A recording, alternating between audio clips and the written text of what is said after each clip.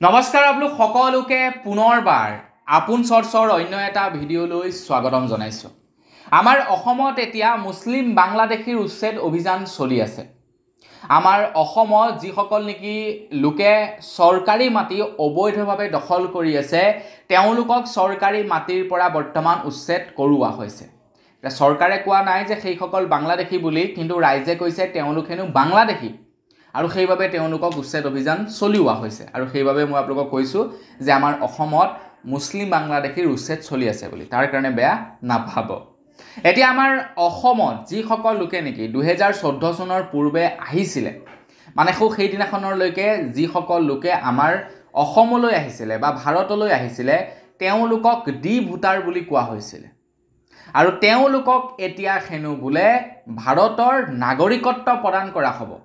তেওঁলোকৰ ওপৰত যিবিলাক ডি ভোটাৰৰ গোচৰ ৰুজু হৈ আছিলে সেই গোচৰসমূহ আঁতৰাই দিয়া হৈছে, যাৰ ফলত নেকি এতিয়া তেওঁলোকক নাগৰিকত্ব প্ৰদান কৰা হ'ব, ভাৰতীয় নাগৰিকত্ব।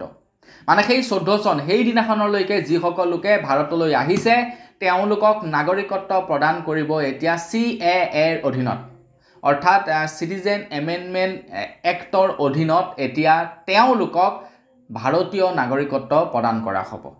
আমাৰ অসমৰ বহুতো জাতীয় দল সংগঠনে এই কাৰ বিৰোধিতা কৰি প্ৰতিবাদ সাব্যস্ত কৰিলে, কিন্তু তাৰ পাছতো চৰকাৰে এই কাখন লাগু কৰিহে এৰিলে। এতিয়া এই কাৰ অধীনত যিসকল নেকি বাংলাদেশী আছে তেওঁলোকক নাগৰিকত্ব প্ৰদান কৰা হ'ব। একাংশ লোকে ভয় কৰিছে যে যদিহে আমি কংগ্ৰেছক ভোট দিওঁ তেন্তে কংগ্ৰেছে মুছলিমসকলক ছাপোৰ্ট কৰিব আৰু মুছলিমসকলৰ দপদপনি চলিব। এতিয়া একাংশ লোকে এইটো ভয় কৰিবলৈ লৈছে যেতিয়াই নেকি আমি এতিয়া বিজেপিক ছাপোৰ্ট কৰিম, বিজেপিক ছাপোৰ্ট কৰাৰ লগে লগে বঙালী হৈ গ'ল বা মানে বেংগলী হৈ গ'ল বা যিসকল নেকি অন্যান্য আপোনাৰ জৈন ধৰ্মৰ মানুহ হৈ গ'ল, মানে যিমানখিনি নেকি অন্যান্য জাতি আছে আৰু আমাৰ অসমীয়া জাতিটোক বাদ দি তো বাকীবিলাকৰ মানুহৰ সংখ্যা আমাৰ অসমত বাঢ়ি যাব আৰু তেওঁলোকৰ দপদপনি চলিব আৰু মাজতে আমাৰ অসমীয়া জাতিটো সোমাই থাক, মানে আমাৰ অসমীয়া থলুৱা খিলঞ্জীয়া মানুহখিনি সোমাই থাক। মুঠতে এইফালে গ'লেও বিপদ আছে, সেইফালে গ'লেও বিপদ আছে। এইটো মানে মানুহৰ চিন্তাধাৰা, ভাৱমূৰ্তি মানুহৰ, যে আমি কাখনক যদি ছাপোৰ্ট কৰিবলৈ গৈ বিজেপিক ছাপোৰ্ট কৰোঁ তেতিয়া এইফালে বেংগলী মানুহৰ বৃদ্ধি পাব, আৰু আনফালে যদি আমি গৈ পিনে কংগ্ৰেছক ছাপোৰ্ট কৰোঁ তেনেহ'লে মিয়া মানুহৰ দপদপনি বাঢ়ি যাব। এতিয়া আমাৰ অসমত কাখন বলবধু কৰিলে আৰু 2014 চনৰ পূৰ্বে যিসকল লোক আহিছিলে তেওঁলোকক এতিয়া নাগৰিকত্বও প্ৰদান কৰা হ'ব। অসমৰ মুখ্যমন্ত্ৰী ডক্টৰ হিমন্ত বিশ্ব শৰ্মাদেৱে জনাইছে যে এই সম্পৰ্কত আমাৰ কোনো ধৰণৰ হাত নাই। মানে এই যি নেকি কাৰ অধীনত আমাৰ অসমত থকা বাংলাদেশীসকলক নাগৰিকত্ব প্ৰদান কৰা হ'ব, তো তাত চৰকাৰে একো কৰিব নোৱাৰে বুলি জনাইছে ৰাজ্য চৰকাৰে। তো তেওঁলোকে CAAৰ অধীনত নাগৰিকত্ব লাভ কৰিব বা ভাৰতত সুৰক্ষা লাভ কৰিব বুলি জনাইছে। আৰু এই কাৰ অধীনত কিমান পৰিমাণৰ মানুহে বাৰু আমাৰ অসমত নাগৰিকত্ব লাভ কৰিব আপোনালোকৰ এনি আইডিয়া আছেনে? আমাৰ অসমত প্ৰায় 70,000 লোকে নাগৰিকত্ব লাভ কৰিব এই কাৰ অধীনত। ডি ভোটাৰ যিসকলক নেকি কোৱা হৈছিলে সেই ডি ভোটাৰসকল এতিয়া ভাৰতীয় নাগৰিকত্ব হৈ যাব। প্ৰায় 70,000 লোকে নাগৰিকত্ব লাভ কৰিব। এতিয়া আপোনালোকে হয়তো চাগে ভাবি আছে যে কোনসকলক নাগৰিকত্ব দিব, মুছলিমসকলক নে বঙালীসকলক নে হিন্দুসকলক নে আন কোনবিলাকক মানে নাগৰিকত্ব প্ৰদান কৰিব। তো এই CAAৰ অধীনত যিসকল লোক নেকি পাকিস্তানৰ পৰা, বাংলাদেশৰ পৰা, আফগানিস্তানৰ পৰা যিসকল হিন্দু মানুহ নেকি তাতে নিৰ্যাতিত হৈ ভাৰতলৈ বুলি শৰণ ল'বৰ কাৰণে গুচি আহিছিলে সেইসকল লোকক নাগৰিকত্ব প্ৰদান কৰা হ'ব। সেইসকল লোকক যিসকল লোকে নেকি পাকিস্তানৰ পৰা, বাংলাদেশৰ পৰা, আফগানিস্তানৰ পৰা আহিছিলে তেওঁলোকক নাগৰিকত্ব দিব।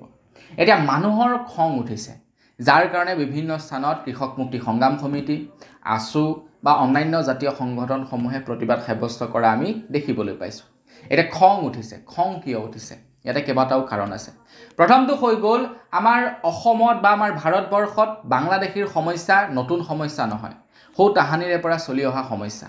যেতিয়া নেকি নৰেন্দ্ৰ মোদী ডাঙৰীয়াই কৈছিলে যে আমি এটা বাংলাদেশীক খেদিম অসমৰ পৰা, তেতিয়া অসমৰ জনগণে তেখেতলোকক মানে বিশ্বাস কৰিছিলে আৰু বিশ্বাস কৰি বিজেপিক গাদীত বহিবলৈ দিলে।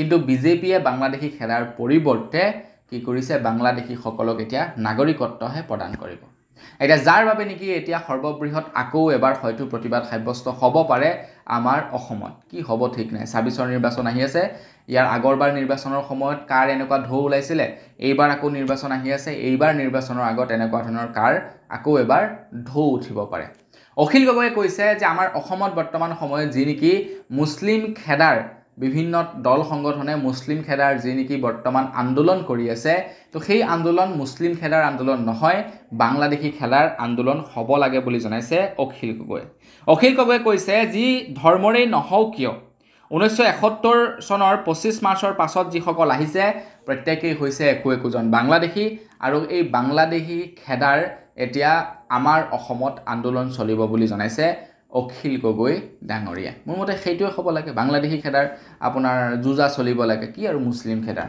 ভাবকচোন 2014 চনলৈকে যিসকলে আহিছে তেওঁলোকে নাগৰিকত্ব লাভ কৰিব এনেই আমাৰ অসমত কিমান কি সমস্যা তাতে আকৌ এই মানুহখিনিয়ে যদি এতিয়া নাগৰিকত্ব লাভ কৰে বাপৰে বাপ কি হ'ব ঠিক নাই আৰু যি কি নহওক এই সম্পৰ্কত অনাগত সময়ত যেনে ধৰণৰ খবৰ ওলাই যায় আপোনালোকক জনাই যাম তেতিয়ালৈকে সকলোৰে পৰা বিদায় লৈছোঁ মই শ্ৰী প্ৰাঞ্জল গগৈ আপোনালোকে ইমান দেৰিকৈ চালে আপোন চৰ্চ তো ভিডিঅ' যদি ভাল লাগিলে লাইক এটা কৰিব পুনৰ এটা ভিডিঅ' লগ পোৱাৰ খালে বিদায় মাগিছোঁ ধন্যবাদ জয় অসম